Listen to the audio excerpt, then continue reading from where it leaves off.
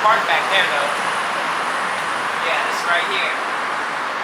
Growers Hall. Then we go up these steps. You already hear the beats bumping down here, and then the line will go out all the way to the back, all the way. Yo, we wait in line over here to get in. Hear the music, and then you see the lights. You know, you can see the lights through all the windows. You hear the bumping. So it was this whole top thing. Look at that. This whole top thing. Yo. You can see out the window. You remember that footage when me, you, and Tino, and we all made a circle, and I was doing swipes, and then you come out, you come out, we was doing all the halos. I remember we got to this dance early. I brought you guys. Yeah, for sure. I brought you guys, and we started warming up before everybody started showing up. Yeah, that's why I be tripping out there. I'll be like, yo, a lot of the times you were taking us to the jams. You had the ride, you know what I mean? So you were picking up hella people. I remember your routes. And then even bringing people back home. And you wouldn't even be getting back. I would be like, damn, Mikey still got to drive homeboy home, and then homeboy home. Then he got to head back to Fresno. I was like, I only get on to me about 4:30 in the morning, freezing, clothes dripping wet, same clothes. Couldn't even see, foggy. No GPS, no phones. Yeah. So this is it, right? So this is it, though. This is Growers Hall, y'all. This is where we grew up dancing. This is what kept us out of trouble, you know what I mean? So. Do you remember the first time that Kenny ever threw a dance here? Man, it was actually the first ones who was throwing dances here was like Much Too Much, Quality, and like that productions. That whole like they had like this crew, you know, and Much Too Much. Yeah, there was Much Too Much was kind of like they would do jams here. Okay. And then Quality with Burnt Batch, and I forgot what his production was called. I remember Burnt Batch. Yeah, and they used to throw jams here before Kenny was doing Triangle Flavor. For real? Yeah, so they were here first. And then there was other halls. There was American Legion Hall here in Stockton.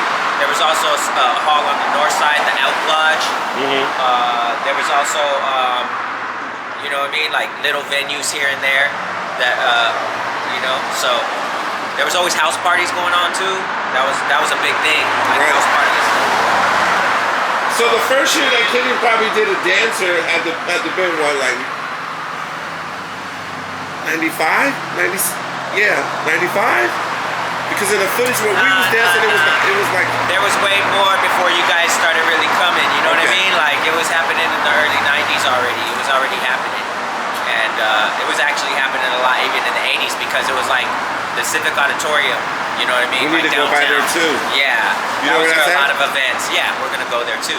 That was where a lot of events happened too. A lot of breaking events. Yeah, so honestly, I have this on camera and I'll show them. I met Bobby, Sky, and Day Day over there, and I battled all three of them by myself.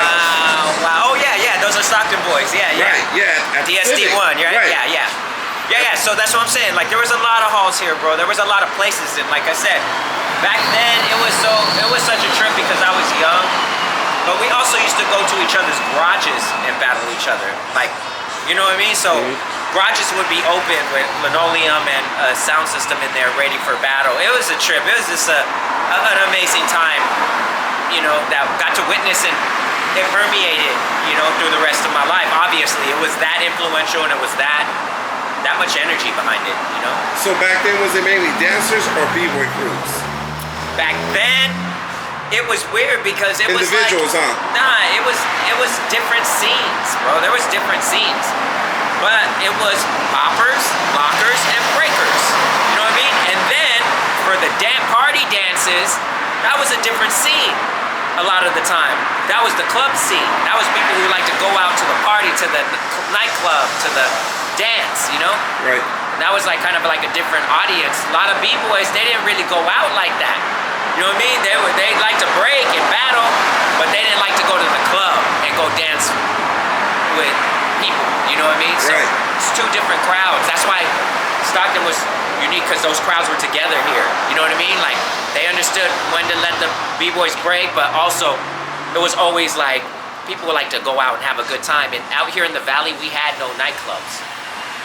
You know what I mean? We only had these halls. Yeah, that was in Modesto. That's like, that's even 30 minutes from here. Right. So Stockton, when you're from Stockton, you don't got a car. You know what I mean? You take a city bus, and So you're trying to go to all the local stuff. So we didn't have clubs. We just had, like, they were called, like, just jams. Right. You know what I mean? Like, parties, jams, you know? So that's what we knew them as. And this is the time when you were PDA? Yeah, even before before. PDA. But, I mean, PDA was just like, yo, bro, it's so weird because, man, it's been a weird life because even when I was a kid, like, people used to always gather around me. You know what I mean? Like, follow me. It was like that. Like, I knew how to make friends, but I also, it was weird, like, because I even, like, was like a natural leader. Like, people were following me already. Like, I had, like, a crew of 15 kids in my elementary school that were just like, you know what I mean? That's how it was for me too. Yeah, right? Natural. Like, yeah, it's I showed natural. up the first day of school, some dude called me out. I battled him. I did maybe like 2 backspins. I did the worm. I got up. Everybody started following me around the school. And then from there, people would go to class and start spreading the word. Hey, there's a black dude. He's from LA. Who is it?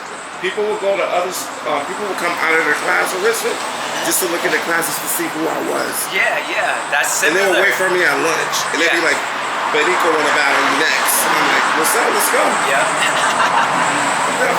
First day of school. Yeah, see, with us here, it was battling like that too, but it was fighting. You know what I mean? So it was like, who was the best fighter in school? Who was the best fighter in the neighborhood? So, like, you know, we were all into, come on, we grew up on Kung Fu movies and, you know what I mean? Everything. So everyone was trying to, like, you know, WWF, Kung Fu movies, all this stuff we're seeing, Van Damme, you know what I mean? Bruce Lee. So everybody out here was watching those same movies, and I think they were all pumped up. So everyone was trying to, like, see who was the best martial artist out here too. Okay. So that's how you would get notoriety out here. Is if you fought, then people be like, oh, hold on, watch out, he fights, he scraps. You know what I mean? Oh, I saw him beat up this dude. I saw him. So then I gathered a little following like that, even though I was little. You know what I mean? So they knew I was willing to scrap at any time with anybody. So cats would just gather around me and be like, what's up? So I was making up crews. So basically I was saying I had to make up crews just to organize all my friends and stuff too when I was really young. And so PDA was one of those things too. You know what I mean? Like, cats would just hang around me. They would come around me. You know what I mean? Tino was like, can I hang out with you? Like, you know what I'm saying? He saw me scrap some big old dude. And then he was like, oh, damn, this dude is like, you know? And then he saw me draw. He was like, man, I hang out with you. What's up? I was like, what's up? Come through. So it was mainly you and him from the start? Okay. Yeah. So But me and my cousins. It's me and my cousins from the start.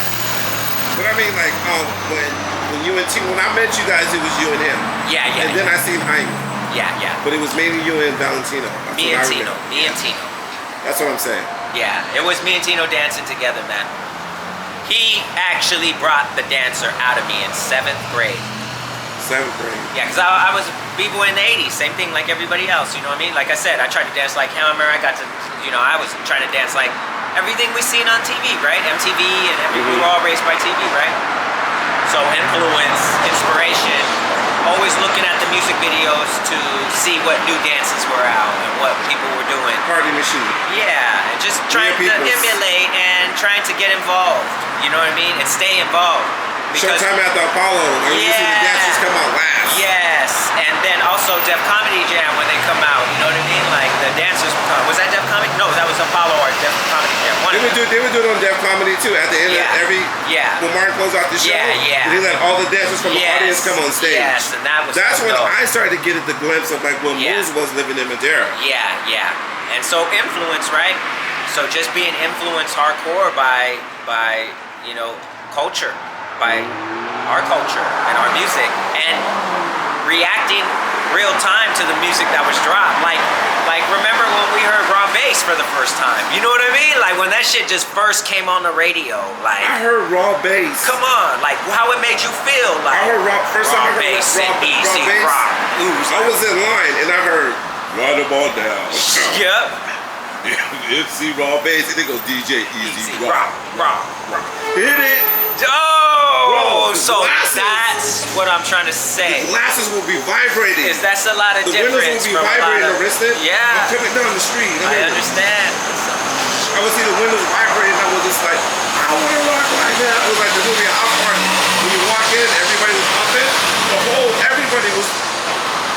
And the crazy thing is, it's like you couldn't do the Running Man hard enough. Oh. Like, I remember doing the Running Man like it was a power move. You know what I mean? Like, that much energy, that much stamina, that much like high energy, like aerobic, like cardiovascular aerobics, right? Bro, I used to come up and dances at least 15, like 10, 10 pounds lighter. Yeah, like you come on, sweated for like 4 hours. Like this, hella hard, but we were going hard, like we were trying to Running Man our life away. I'm serious, man. And then the Roger Rabbit too, all of this stuff. I sweated the polka dots off my shirt. Yeah, all of this stuff, like it was a lot of this stuff, just like a lot of switching the legs, and we would do that all night. All night. And then on top of that, the girls would do it with me though, bro. Yes. Girls are keeping up with me. Yes. Oh, come on, bro. That's what I'm saying. Like, I knew. Put it this way, Mike. Only thing I would like, people think about b-boy this, b-boy that, but only thing I ever really wanted to be was a good dancer. Mm-hmm. Do you know what I'm saying? When it comes down to the actual dancing, I just wanted to be a good dancer because I seen the sisters. I've seen them do double dutch, and I seen their miraculous rhythm, and you know what I mean. Just the how they would. Girls in my middle school, in my elementary school, that's what I'm saying. Miss Little was one of the girls I grew up with. Like, we went to elementary school together. But her cloth, like, of dancers, like, these girls dance, man. Okay. Like, a lot of them were dancers, they just didn't pursue it.